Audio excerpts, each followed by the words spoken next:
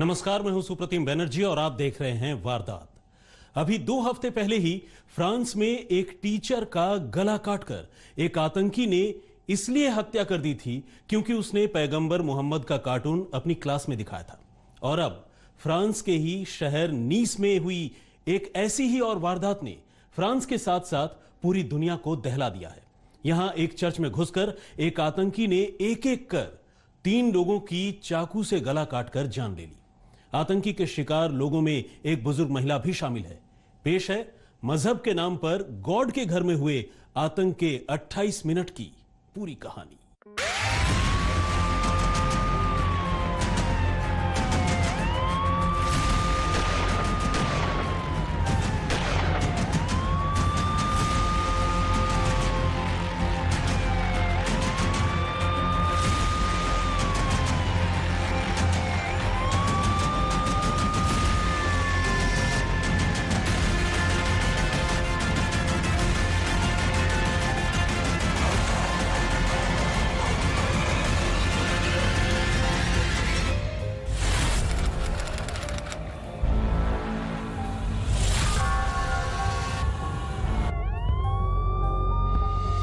France के शहर नीस में ये सुबह मौत, दहशत और बर्बरता की खबर लेकर आई।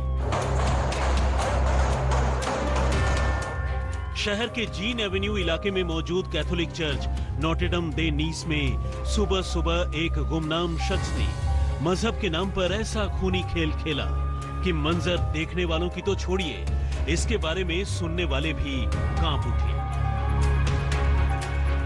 हाथ में बड़ा सा चाकू लिए चर्च में घुस आए हमलावर ने एक एक कर चाकू के वार से 3 लोगों की जान ले ली, जिनमें एक बुजुर्ग महिला भी शामिल है। हमलावर ने बुजुर्ग महिला को धोखे से पकड़ा और फिर एक ही झटके में उसका गला काट डाला। अभी लोग कुछ रिएक्ट कर पाते तब तक हमलावर ने दूसरा शिकार किया और फिर तीसरा। चर्च के अंदर खून और मौत का यह सिलसिला पूरे 28 मिनट तक चलता रहा और प्रार्थना के लिए पहुंचे शख्स रह रहकर एक बर्बर हमलावर का मुकाबला करते रहे। हालांकि चर्च के बाहर पहले तो किसी को भी इस वारदात के बारे में कानो कान कोई खबर नहीं थी, लेकिन जब प्रार्थना के लिए पहुंचे कुछ लोग जान बचाकर चीखते हुए बाहर निकले तो मामला समझ में आया और फौरन पुलिस को इत्तला दी गई।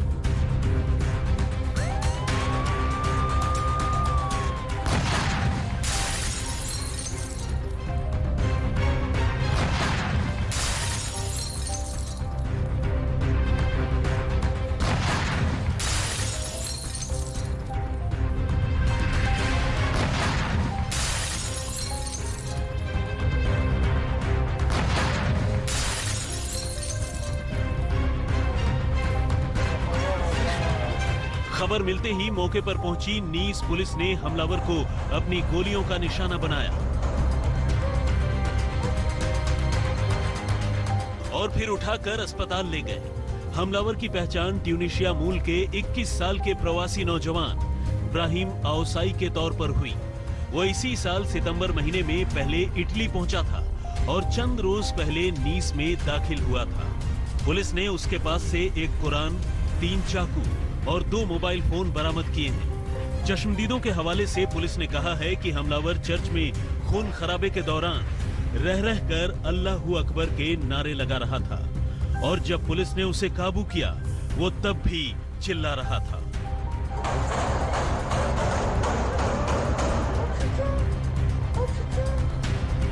En étant une fois de plus victime de l'islamo-fascisme, il ne fait aucun doute que l'auteur de ces actes, qui n'a cessé de répéter en boucle devant nous Allahu Akbar alors qu'il était médicalisé sur place. एक church में हुए इस बर्बर हमले की खबर नीस से France में और फिर देखते ही देखते पूरे यूरोप में और दुनिया में फैल गई। हाल के दिनों में ये फ्रांस पर हुआ अपनी तरह का दूसरा बड़ा हमला था, जिसमें हमलावर ने चाकू से लोगों की जान ले ली। इससे पहले 16 अक्टूबर को फ्रांस में एक शिक्षक सैमुअल पैटी को अपने छात्रों को पैगंबर मोहम्मद का कार्टून दिखाने की वजह से ऐसे ही गला रेत कर मार डाला गया था। पैटी क्लास में अभिव्यक्ति की आजादी पर अपनी बात रख रहे थे और अब ये वारदात हो गई। अब तमाम लोग इन दोनों ही वारदातों को एक दूसरे से जोड़कर देख रहे हैं। Horrible et qui sans doute correspond aux moyens utilisés par ce professeur courageux de Conflans-Sainte-Honorine, Samuel Paty. भगवान के घर भगवान के ही नाम पर हुए इस भयानक हमले से पूरा फ्रांस सन्न है। देश के संसद में इस हमले में मारे गए लोगों को मौन श्रद्धांजलि दी गई। इस वारदात के साथ ही पूरे फ्रांस में अभिव्यक्ति और आतंकवाद को लेकर जारी बहस एक बार फिर तेज हो गई है। नीस के मेयर ने ट्विटर पर लिखा, नीस शहर इस्लामिक कट्टरवाद का शिकार हुआ है, जिसकी मैं बार बार निंदा करता हूं। इस बर्बरतापूर्ण हमले के शिकार हुए लोगों के परिवार के लिए मेरी संवेदना। वैसे तो फ्रांस ऐसी वारदातों को पिछले कई सालों से झेलता रहा है, लेकिन इसी महीने आतंकवादियों से ये जंग अचानक से और भी तेज हो गई है। 16 अक्टूबर को पेरिस में सैमुअल पैटी नाम के एक शिक्षक की एक शख्स ने गला काटकर हत्या कर दी और 2 हफ्तों के अंदर पेरिस से 1000 किलोमीटर दूर फ्रांस के दक्षिणी छोर पर नीस में ये हमला हो गया। गुरुवार को ही एवियोन शहर में एक शख्स चाकू लहरा रहा था, जिसे पुलिस ने मार गिराया। खास बात यह रही कि तीनों ही मामले में हमलावर वारदात को अंजाम देते वक्त एक जैसे नारे लगा रहे थे। फ्रांस में हुए इस भयानक आतंकवादी हमले की भारत ने न सिर्फ कड़ी निंदा की, बल्कि ये भी कहा कि आतंकवाद के खिलाफ इस जंग में हिंदुस्तान भी फ्रांस के साथ खड़ा है। लेकिन ये तो रही फ्रांस की बात। फ्रांस की तरह ही एक वारदात हजारों मील दूर दुबई के जेद्दा में हुई, जहां फ्रांसीसी दूतावास के बाहर एक हमलावर ने किसी नुकीले हथियार से एक सुरक्षा गार्ड को जख्मी कर दिया। फ्रांस के अंदर और फ्रांस के बाहर हो रही ये तमाम घटनाएं बता रही हैं कि अभिव्यक्ति की आजादी और कट्टर सोच के बीच कैसी खौफनाक जंग छिड़ी है। आतंकवादी लगातार बेगुनाहों की जान ले रहे हैं, लेकिन फ्रांस ने भी साफ कर दिया है कि उसके इरादे टिकने वाले नहीं हैं। आज तक ब्यूरो। फ्रांस में जिस तरह से आतंकवादियों ने हाल के दिनों में बेगुनाहों की जान ली है, उसने आईएसआईएस की याद लोगों के जहन में एक बार फिर ताजा कर दी है। वजह यह है कि आतंकवादियों ने ठीक उसी तरह से अपने शिकारों का गला काटा है, जिस तरह से कभी बगदादी के आतंकवादी काटा करते थे। आईएसआईएस अब बेशक गुजरे जमाने की बात हो, लेकिन दुनिया में जब भी आतंकवाद की बात होगी, आईएसआईएस का जिक्र जरूर होगा। पहले 16 अक्टूबर को फ्रांस की राजधानी पेरिस में 47 साल के टीचर सैमुअल पैटी की गला काटकर हत्या, और फिर 29 अक्टूबर को फ्रांस के ही नीस में एक चर्च के अंदर आतंकवादी का लोन वुल्फ अटैक।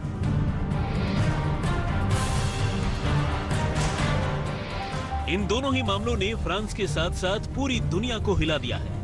लेकिन इसी के साथ लोगों के जहन में Islamic state of Iraq and Syria यानी आईएसआईएस की यादें भी ताजा हो गई हैं। वजह ये कि दोनों ही आतंकी हमलों में गुनहगारों ने जिस तरह से बेगुनाहों की जान ली, वो तरीका आईएसआईएस से बिल्कुल मिलता जुलता है।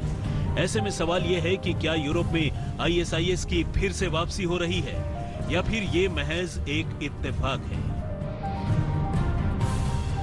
आपको याद होगा कि जब आईएसआईएस का जुल्म पूरे जोरों पर था, बगदादी के आतंकवादी ऐसे ही चाकुओं से गला काटकर बेगुनाहों की जान लेते थे, और न सिर्फ जान लेते थे बल्कि ऐसी कत्लो-गारत के वीडियोस भी सोशल मीडिया पर साझा करते थे, ताकि दुनिया में उनके आतंकवादी संगठन का खौफ तारी हो।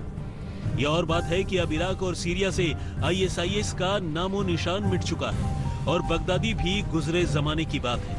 लेकिन अब जिस तरह से एक बार फिर फ्रांस के अलग अलग शहरों में ये आतंकवादी हमले हो रहे हैं, उसने लोगों को आईएसआईएस स्टाइल वाले आतंकवाद को लेकर सोचने के लिए मजबूर कर दिया है।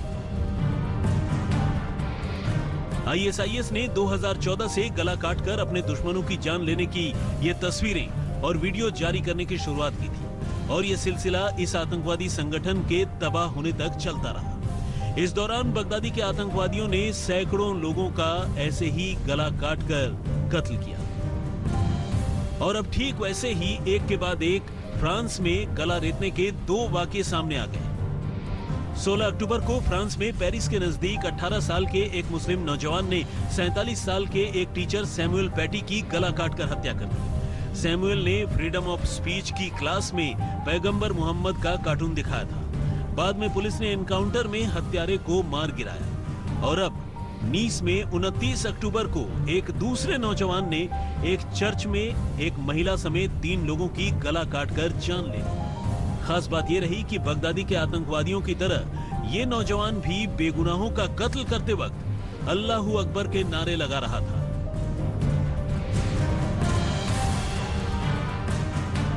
बगदादी और उसके आतंकवादियों के दिल में रहम नाम की कोई चीज नहीं थी। उन्होंने न तो बच्चों को बख्शा और न महिलाओं को। ब्रिटेन के मानवाधिकार संगठन Syrian observatory for human rights यानी SOHR के मुताबिक ISIS ने केवल सीरिया में 2 साल में कम से कम 4144 लोगों को मौत के घाट उतारा था। यह आतंकवादी संगठन या तो लोगों के सिर काट देता या उन्हें गोली मारता या फिर इमारत से फेंककर या उन्हें जिंदा जलाकर उनकी जान लेता था।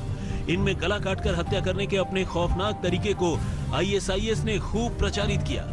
ISIS की ओर से अंजाम दिए गए कुछ वाकये तो ऐसे हैं जिनकी याद से ही लोग सिहर उठते हैं। ISIS ने 25 जुलाई 2014 को 75 सीरियाई सैनिकों की गला काटकर हत्या कर दी। अगस्त 2014 में ISIS ने अमेरिकी पत्रकार जेम्स फोली की गला काटकर हत्या कर दी थी। फोली की हत्या के बाद वीडियो YouTube पर भी अपलोड किया था। 1 महीने बाद ISIS ने एक और अमेरिकी पत्रकार स्टीवन सॉटलॉफ का गला काट दिया था। आतंकवादी संगठन ने इसका वीडियो भी जारी किया था। दिसंबर 2014 में सीरिया के राक्का से भागने की कोशिश कर रहे अपने 100 विदेशी लड़ाकों का गला काट दिया था। जनवरी 2016 में मोसूल में जंग से भागने की कोशिश कर रहे अपने 20 लड़ाकों का ISIS ने गला काट दिया था। ये फेहरिस्त काफी लंबी है। बर्बर ISIS ने बेशक हजारों लोगों की जान ली, लेकिन इस सिलसिले का भी अंत हो गया। दुनिया जानती है, जाहिर है, आतंकवादी कहीं भी हो, वो इंसानों की जान तो ले सकते हैं, विचारों को नहीं मार सकते। आज तक ब्यूरो। इस्लामिक कट्टरवाद के खिलाफ फ्रांस के राष्ट्रपति इमैनुअल मैक्रों की ओर से दिए गए बयान को लेकर अब दुनिया के ज्यादातर मुस्लिम देश फ्रांस के खिलाफ हो गए हैं। यहां तक कि तुर्की के राष्ट्रपति ने तो मैक्रों को लेकर व्यक्तिगत टीका टिप्पणी तक कर दी, जबकि भारत फ्रांस के साथ खड़ा है। यानी कट्टरवाद पर अब दुनिया 2 खेमों में बंटती दिखाई दे रही है।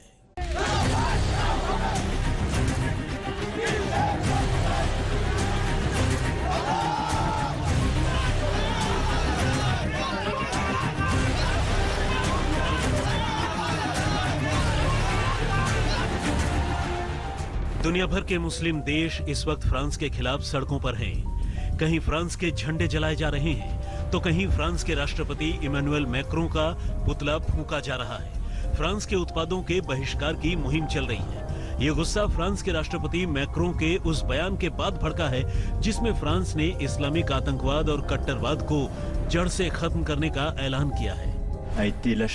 हमारे हमवतन साथी पर बड़ा हमला किया गया। सैमुअल पैटी इस्लामिक आतंकवादी हमले का शिकार बना। वो हमें बांटना चाहते हैं, लेकिन हम ऐसा नहीं होने देंगे। हमें एक देश के नागरिकों के रूप में साथ आना होगा। दरअसल इसकी शुरुआत 16 अक्टूबर से हुई, जब पेरिस में एक स्कूल टीचर सैमुअल पैटी की गला काटकर हत्या कर दी गई। फ्रांस में पैगंबर का कार्टून दिखाने वाले शिक्षक की गला काटने के बाद सांप्रदायिक माहौल बुरी तरह से बिगड़ गया। इस घटना ने फ्रांस में एक बार फिर पुरानी चिंगारी को भड़काने का काम किया। फ्रांस के खिलाफ टर्की ने खुलकर हमले किए। टर्की के राष्ट्रपति रेसेप तैयब एर्दोगान ने मैक्रों को मानसिक बीमार कह डाला। इस मैक्रों को इस्लाम और मुस्लिमों से परेशानी क्या है? मैक्रों को मानसिक इलाज की जरूरत है। एक देश के राष्ट्रपति को इससे ज्यादा क्या कहें? बढ़ते विवाद के बीच इस जंग में फ्रांस की विवादित साप्ताहिक पत्रिका शार्ली एब्दो एक बार फिर कूद पड़ी। शार्ली में टर्की के राष्ट्रपति रेसेप तैयब एर्दोगान का विवादित कार्टून छपा, जिससे टर्की में भूचाल आ गया। मैं इन दुष्टों के बारे में कुछ नहीं कहूंगा जिन्होंने इतने बड़े पैमाने पर हमारे पैगंबर को अपमानित किया। ये बहुत ही घिनौना हमला है। टर्की के फ्रांस के राष्ट्रपति पर विवादित टिप्पणी पर भारत ने भी प्रतिक्रिया दी है। विदेश मंत्रालय ने टर्की के बयान की निंदा की है। आतंकवाद को किसी भी वजह से और किसी भी परिस्थिति में सही नहीं ठहराया जा सकता। भारत राष्ट्रपति इमैनुअल मैक्रों पर अस्वीकार्य भाषा में किए गए व्यक्तिगत हमलों की कड़ी निंदा करता है। विदेश मंत्रालय के बयान पर भारत में फ्रांस के राजदूत इमैनुअल लिनेन ने ट्वीट कर आभार जताया।